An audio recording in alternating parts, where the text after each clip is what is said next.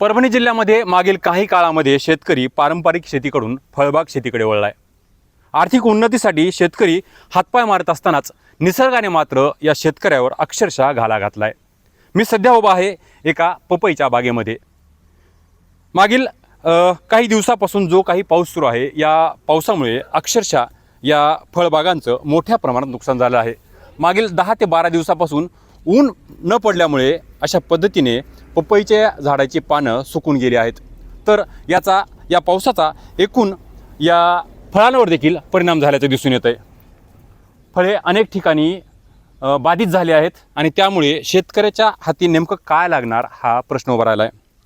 मागील काही वर्षामध्ये परभणी जिल्ह्यात फळबागा करणाऱ्या शेतकऱ्यांची संख्या बऱ्यापैकी वाढली होती। यातून काही प्रमाणात शेतकऱ्यांना आर्थिक दिलासासुद्धा मिळाला।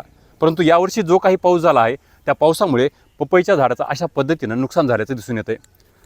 मोठ्या प्रमाणात फळगळती, फळांवर कीड, रोग पाहायला मिळत आहेत आणि त्यामुळे पारंपरिक शेती करत असलेला शेतकरी फळबागाकडे वळला तरीसुद्धा त्याच्या एकूण परिस्थितीमध्ये कोणताही फरक पडत नाही आहे। या ठिकाणी 3 एकरमध्ये जवळपास 1,500 झाडे लावण्यात आली होती, परंतु या पावसामुळे बहुतेक सर्वच झाडांची अशी परिस्थिती झाली आहे।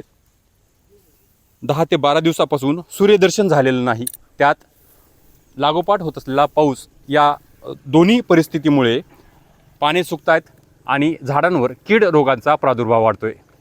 त्यामुळे याचे देखील पंचनामे करून शेतकऱ्यांना लवकरात लवकर मदत द्यावी अशी मागणी शेतकऱ्यांकडून होत आहे। विशाल माने, न्यूज 18 लोकमत, परभणी।